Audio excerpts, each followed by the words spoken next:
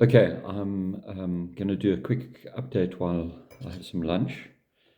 I checked in this morning, and that was when I went through to get a test.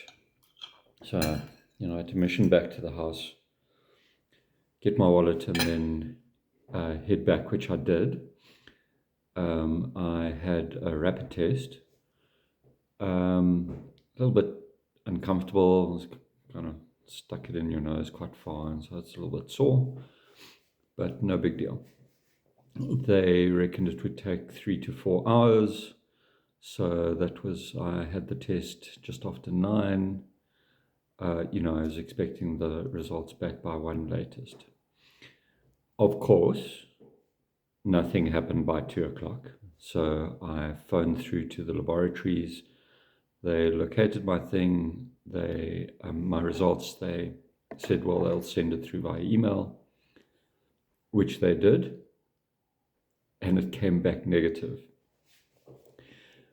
So I guess they're quite clear in the disclaimer that what it means is that the viral load is not high enough to detect presence of the virus, and therefore you should carry on, all the usual stuff.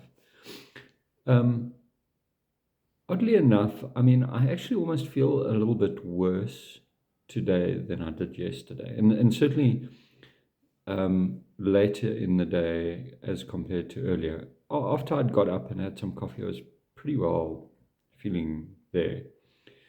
After having driven around for an hour and a half, I came back and I was feeling like dizzy. So I went and lay down.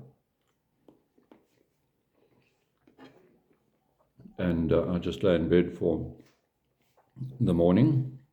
And in fact, at some point, I guess it was around 1 when Haley came through to see how I was doing. I was still feeling quite dizzy when I got up.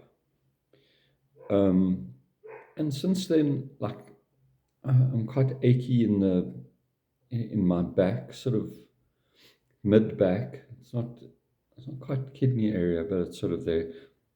Who knows what that is? And my stomach has been quite achy as well. The headache's gone. And I guess also I haven't had any Panado or anything since, 4 a.m. this morning. So after this, I'll probably take a Panado. I suspect that will deal with any of the aches and pains. I guess what's more interesting in a way is so what does the test mean?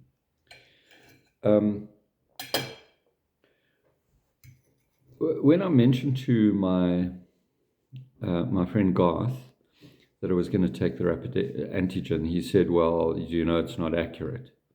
And my reply was yes, but the confidence level appeared to be reasonable if it was done within, the first few days of having developed a symptom. And I guess I was hoping that it would come back positive, because a false positive is much less likely than a false negative. So I think the test is designed in such a way that false negatives are fairly normal, because it is about the viral load. Whereas, the whole mechanism of the PCR will detect the smallest, tiniest viral particle, even if it has no clinical significance.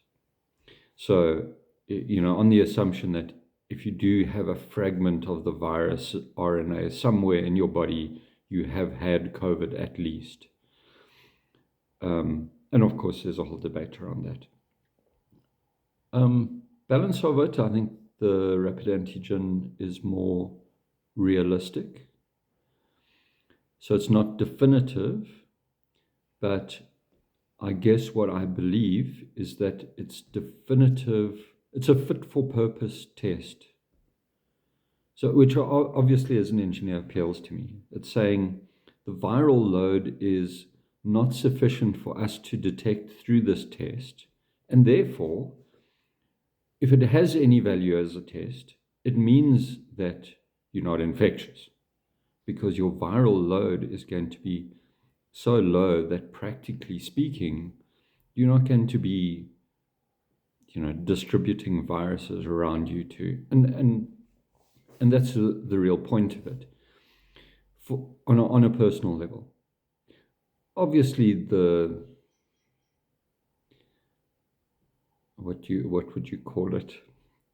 The medical industry wants something that is meaningful for them, which is about the actual presence of COVID in a population. And, so that's where that is. I guess the only other thing that it does kind of throw up now is, what does that mean for us as a family? And simply put, do we go through to see Haley's family on Sunday, given that, I may or may not have had COVID? But we'll leave it there, see how things progress. I suspect that tomorrow I'll be pretty well 95, 99%. And by Sunday, it will be a memory. Unfortunately, it's one of those circumstances for me where I can't definitively say then I have had COVID. But I'll leave it there for now. Cheers.